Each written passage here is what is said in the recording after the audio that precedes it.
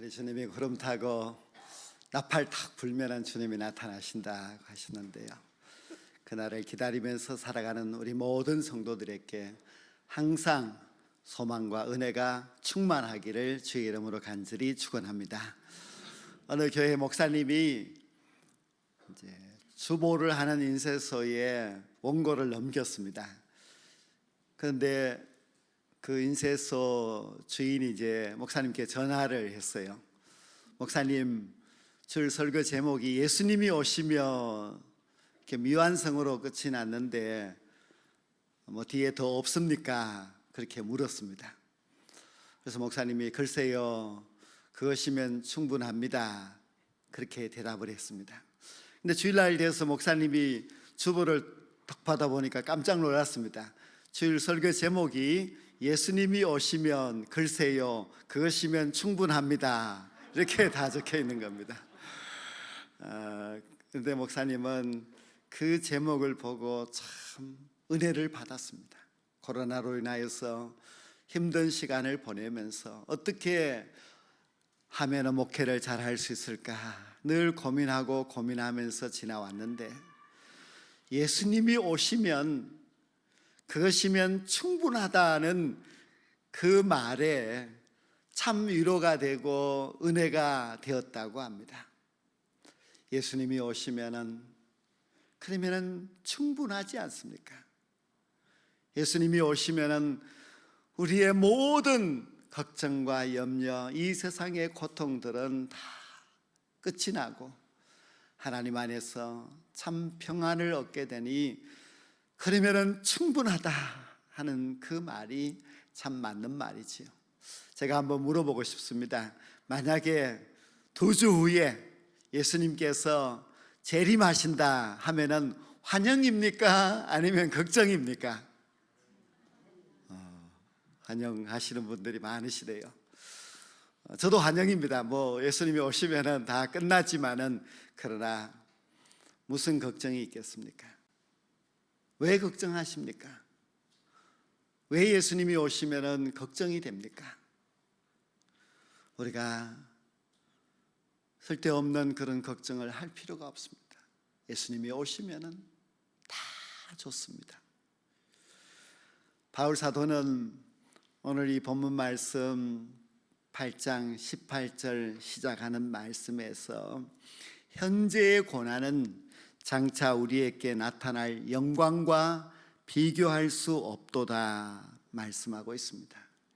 얼마나 위로가 되는 말씀인지 모릅니다. 현재의 고난, 장차의 영광, 이것을 비교해 놓았는데 바울 사도의 말로 의하면은 현재의 고난 이것쯤은 걱정할 필요가 없다는 말씀입니다. 왜 없느냐?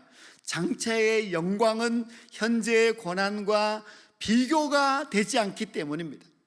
장차의 영광은 어마어마하기 때문에 현재의 이 조그만 고통 이것 정도는 우리가 그렇게 걱정 염려할 필요가 없다 하는 그런 말씀입니다. 우리는 이 말씀이 참 좋은 것은 현재의 고난입니다. 장차의 고난이 아니고 현재의 고난이라고 했기 때문에 참 좋습니다. 장차는 영광이 있다는 말씀입니다. 우리가 현재의 고난 물론 있지요. 사람들마다 다 현재의 고난이 있습니다. 하지만 이 고난이 장차의 고난이 되는 것이 아니라 장차에는 영광이 될 것이기 때문에 지금 현재 이 고난쯤은 우리가 얼마든지 참고 인내하며 살아갈 수가 있습니다. 우리 신앙인들의 삶도 고난입니다. 우리가 신앙생활 하면서 얼마나 많은 어려움들이 있습니까? 우리가 이 어려움을 가만히 생각해 보면은 우리만 이런 어려움을 당한 것이 아니라 성경에 나오는 사람들도 현재는 고난이었습니다. 그러나 그들에게도 장차는 영광이 있었습니다. 그 예로 이제 아브라함을 한번 생각해 보십시오. 아브라함도 자기의 고향 친척 아버지 집을 떠났을 때에 그 거친 광야를 지나서 가나안 땅에 도착하였습니다. 얼마나 척박한 환경 속에서 힘들었는지 모릅니다. 하지만 아브라함의 장차는 믿음의 후손될 이삭을 낳았고, 그리고 수천 년의 역사 동안에 존경받는 믿음의 조상이 되었습니다. 야곱도 현재는 고난이었습니다. 그가 젊은 날 얼마나 고난 속에서 살았는지 모릅니다. 하지만 그의 장차는 이스라엘 민족의 조상이 되었고, 그는 참으로 영광스러운 그런 사람이 되었습니다. 요셉을 보십시오. 요셉은 현재의 고난이 처참했습니다. 노예로 애굽으로 끌려가서 종살이하고 감옥살이하고 했던 그 요셉이, 그 장차가 애굽의 총리가 될 줄을 누가 알았겠습니까? 하지만 하나님께서는 현재의 고난을 비교할 수 없는 장차의 영광으로 바꾸어 주셨습니다. 우리도 비록 현재는 고난이 많이 있지만은 우리 하나님께서 약속하신 그 말씀처럼 장차의 영광으로 현재의 고난을 이기게 하시고, 그리고 그 장차의 놀라운 영광을 우리에게 반드시 선물로, 복으로 주실 줄로 믿습니다. 신약 성경을 보면은 참 고난당한 분이 있지요. 예수님입니다. 예수님은 이 낮고 천한 이 땅에 오실 때부터 고난이었습니다. 예수님은 마지막 골고다 언덕길에서 그가 당하였던 수치와 멸시, 십자가 상에서 흘리셨던 그 보혈의 피, 얼마나 처참한 고난을 당했는지 모릅니다. 하지만 예수님의 그 고난은 장차의 영광과 비교할 수 없습니다. 예수님께서는 부활하셨고 승천하셨고, 그리고 모든 이름 위에 뛰어난 이름으로 하나님께서 예수님을 세워주셨습니다. 신약성경에 예수님 다음으로 큰 고난을 겪은 사람은 바울 사도입니다. 바울 사도는 예수님을 믿고 난 이후부터 그에게는 말로 닿을 수 없는 큰 고난이 있었습니다. 그가 멸시와 천대를 받고 감옥에 갇히고 매를 맞고 돌에 맞고 그렇게 처참한 고난을 당하였습니다. 근데 바울 사도가 그렇게 기나긴 고난의 세월을 보내면서도 그가 주님을 위해서 살아갈 수 있었던 그 이유는, 현재의 이 고난은 장차 내가 받게 될, 누리게 될 그 영광과 비교할 수 없다는 것을 알았기 때문입니다. 그래서 바울은 그 고난을 인내하였고, 고난을 통하여서 더욱더 영원한 하나님의 나라에서의 영광을 소망하며 살아갔습니다. 바울 사도는 장차 영광을 알았기 때문에 인간을 포함한 모든 피조물이 고대하는 바는 하나님의 아들 예수님이 나타나는 것이라고 말하였습니다. 여러분, 200년 전에는 이 지구상에 사람이 차지하고 있는, 사람이 지배하고 있는 그 땅은 20% 정도였습니다. 200년이 지난 지금은 사람이 살고 지배하고 있는 그 영역이 80%가 되고 20%라고 하는 그 작은 곳에서 이제 인간이 침범할 수 없는 그런 곳에서 이제 만물과 또 피조물들이 살아가고 있는데요. 근데 그 피조물들이 고통 속에 있습니다. 거기서 바이러스도 생겨나게 되고 기후의 변화도 생겨나게 되면서 결국 그것을 고스란히 우리 인간들이 고통으로 당하고 있는 가운데 있습니다. 오늘 본문 22절에 보면 피조물이 다 이제까지 함께 탄식하며 함께 고통을 겪고 있다 하였고, 23절에서는 우리까지도 속으로 탄식하여 우리 몸의 속량을 기다린다 말씀하고 있습니다.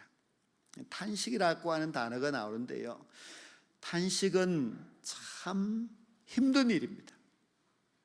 물론 이 피조물이 탄식하는 것도 참 힘든 일이고, 그리고 우리 인간이 탄식하는 것도 참 힘든 일입니다. 근데 우리는 세상이 점점 좋아질 것이라 기대했는데 좋아지는 것이 아니라는 것을 우리가 지금 똑똑히 느끼고 있습니다. 예수 믿으면은 참 앞으로 탄식할 일이 없고 좋을 것이라고 생각했는데 그렇지를 못합니다. 예수 믿는 것이 얼마나 힘든 일인지 우리는 지금 많이 느끼고 있습니다. 디모데후서 3장 12절을 보면 그리스도 안에서 경건하게 살고자 하는 자는 박해를 받으리라 말씀하고 있습니다. 그냥 뭐 예수 믿으면은 그러나 좀 쉽습니다. 하지만 경건하게 신앙생활을 하고자 하는 자에게는 박해가 있다, 그렇게 말씀하고 있습니다. 여러분 어떻게 하시겠습니까? 생각해 보면은 지금 우리가 예수 믿는 것이 얼마나 힘든 시대를 살아가고 있는지 모릅니다. 그래도 뭐 한 20년, 30년 전에는 예수 믿는 것이 자랑이었습니다. 사람들 앞에 가서 내가 예수 믿어, 나는 교회 다녀, 이렇게 말하면은 사람들이 굉장히 그래도 좋게 보고 존중해 주고 했습니다. 그래서 지금 만약 여러분들이 세상에 나가서 내가 예수 믿어, 나는 교회를 다니고 있어, 이렇게 말하면 사람들이 아주 이상하게 쳐다보거나 아니면은 우리를 아주 경멸까지도 합니다. 우리 어린 아이들도 이제 친구들에게 나 교회 간다 그렇게 말하면은 그 친구들이 아직도 교회를 다니고 있느냐 하고 말하겠죠. 그리고 학교에서 왕따가 될 수도 있습니다. 그래서 지금의 많은 그리스도인들이 이 세상 속에서 내가 교회를 다니고 있다고, 예수님을 믿고 있다고 말하기가 참 곤란한 그런 시대를 살아가고 있습니다. 그럼 앞으로 좀 코로나도 끝이 나고 세월이 좀 바뀌고 하면은 우리가 예수 믿는 것을 자긍심을 가지고 자랑할 수 있는 그런 시대가 오게 될까? 어렵습니다. 앞으로 우리가 예수 믿는 것이 점점 더 어려운 시대가 되게 되고, 또 우리가 이 믿음을 지키고 살아간다는 것이 결코 쉬운 일이 아닙니다. 그러면 여러분은 어떻게 하시겠습니까? 앞으로 점점 더 예수 믿기가 어렵다는데 여러분들이 그 예수님을 계속 믿고 살아가시겠습니까? 아니면은 앞으로의 고난이 있다고 하니까 지금 미리 포기하시겠습니까? 바울 사도는 이 말씀을 기록할 때가 언제인가 하면 주 58년, 바울이 주 58년 이 로마서를 기록하였습니다. 그리고 고린도에서 기록하였는데, 고린도라고 하는 곳은 저 서쪽을 바라보고 서쪽을 향해서 나아가면 로마로 갈 수 있고요, 동쪽을 바라보고 동쪽을 향해서 가게 되면은 예루살렘으로 가게 됩니다. 바울은 이제 내가 어디로 가야 할 것인가? 그는 예루살렘으로 가겠다고 결심을 합니다. 예루살렘에는 무엇이 기다리고 있는가 하면 고난과 죽음이 기다리고 있습니다. 알고 있습니다. 다 어렵다는 것을, 그 길을 가게 되면은 고난이 있다는 것을 바울은 잘 알고 있었습니다. 그는 사실 지난 30년 동안 선교사로 많은 일을 했습니다. 많은 사람을 전도하고 교회도 세우고 하였습니다. 그리고 또 어려움도 너무너무 많이 당했습니다. 그러면은 보통 사람 같으면은 내가 여기서 그만하자, 내가 지금까지 한 것도 많이 했고 지금까지 당한 고통도 너무너무 당했는데 앞으로 또 내가 이런 고통을 당한다고 생각하면은 끔찍하다, 그만 여기서 그만두자, 얼마든지 그렇게 생각할 수 있습니다. 하지만 바울 사도는 로마서의 편지는 로마로 보내고 자기는 고난과 죽음이 기다리고 있다는 예루살렘을 향해서 갑니다. 바울이 왜 이렇게 쉬지 않고 그 고난의 길을 가는가 하면은 현재의 고난은 잠깐이고 내가 장차 받게 될 영광은 영원하다는 것을 잘 알고 있었기 때문입니다. 여러분들은 신앙생활하면 어떻습니까? 지금도 어렵지요. 앞으로 또 어렵다고 하니까 걱정이지요. 지금까지도 주님을 위해서 얼마나 많이 헌신하고 또 수고하며 충성하면서 살아오셨습니까? 그래서 많은 사람들이 그냥 여기서 좀 쉬고 싶다 하는 마음이 얼마나 많이 있는지 모릅니다. 아마 다른 교회를 다니시다가 우리 교회 오신 분들 중에서도 그냥 이 교회에서 와서 내가 좀 쉬면서 봉사도 하지 않고 조용히 지내고 싶다는 그런 마음을 가진 분들도 많이 있을 것입니다. 왜 내가 다시 사람들에게 멸시를 당하면서 교회 일을 하면서 힘들고 고통스러운 그런 길을 가야 해? 나는 그냥 조용히 살고 싶다는 그런 생각을 하시겠지요. 바울 사도는 멈추지 않았습니다. 분명히 앞으로 더 큰 고난이 그에게 있다는 것을 알고 있었지만은, 그러나 바울은 장차의 영광, 그것이 너무나 자기에게는 중요했고, 그리고 장차의 그 영광을 차지해야 되기 때문에 현재의 이 고난이 있다 할지라도 그는 선교사의 옷을 벗지 아니하고 다시금 배를 타고 예루살렘을 향해서 올라갔습니다. 성도 여러분, 여러분이 장차에 고난이 있다 할지라도, 앞으로 고난이 계속되고 끝나지 않는다 할지라도 그것이 두려워서 그만 여기서 멈추고 싶습니까? 이제 봉사도 그만두고 좀 쉬면서 안정된 그런 생활을 하고 싶습니까? 여러분이 장차의 영광을 무시해버리고 그냥 여기서 쉬고 싶다는 생각을 가지고 있다면은 그것이 얼마나 위험한 일인지를 알아야만 합니다. 바울 사도는 현재의 고난, 이것은 잠깐이지만은 장차의 영광은 영원하다는 것을 알았습니다.